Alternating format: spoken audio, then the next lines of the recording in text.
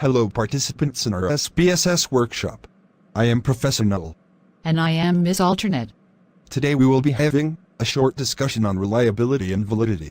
Outside of statistical research, reliability and validity are used interchangeably. For research and testing, there are subtle differences. Let us first address reliability. Reliability implies consistency. Here is a classic case in point.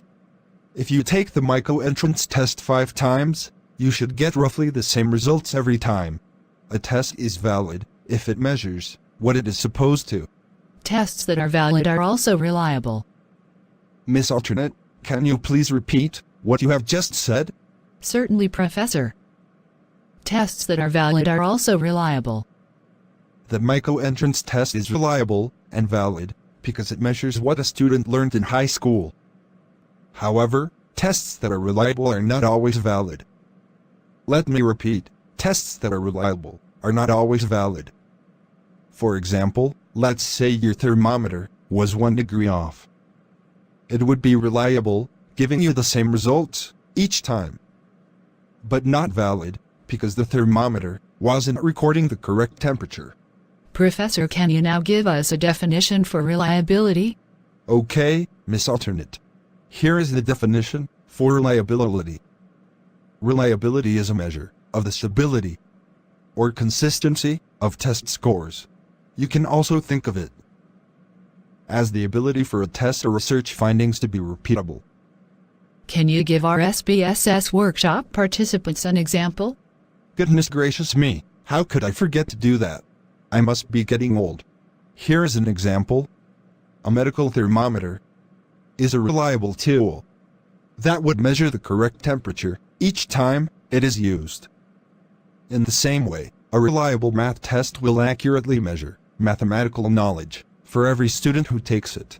A reliable research can be replicated over and over. Professor, what did you say about replicated? My name is not replicated. It's Professor Null. Why do you refer to me as replicated? Professor, I did not refer to you as replicated. The question I asked was, what did you say about replicated? Oh my, I did not heard the question. My apologies, Miss Alternate. Let me answer the question. You are forgiven, Professor. A reliable research can be replicated over and over again. Professor, can you name 2 tests that can be used to measure reliability? There are many statistical tools one can use to measure reliability. Here are 2 reliability tests. Kuhner-Richardson 20, a measure of internal reliability for a binary test. That is one with right or wrong answers. Another reliability test is Cronbach's alpha. This test measures internal reliability or internal consistency for tests with multiple possible answers, such as Likert scale answers. In our SPSS workshop we will use Cronbach's alpha test.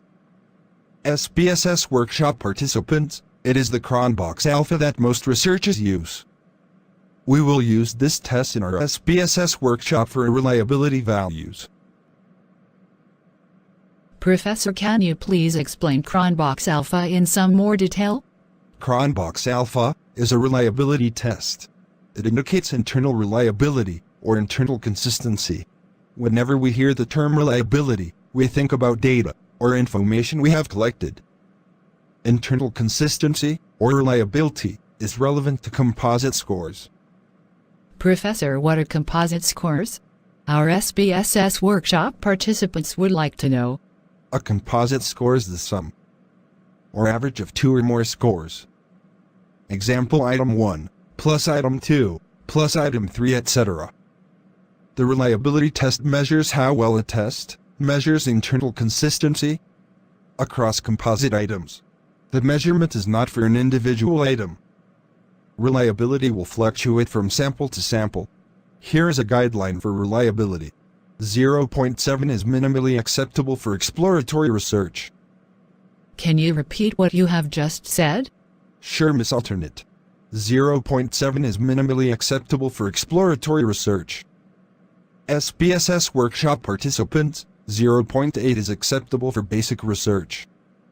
Let me repeat so Miss Alternate do not tell me to repeat. 0.8 is acceptable for basic research.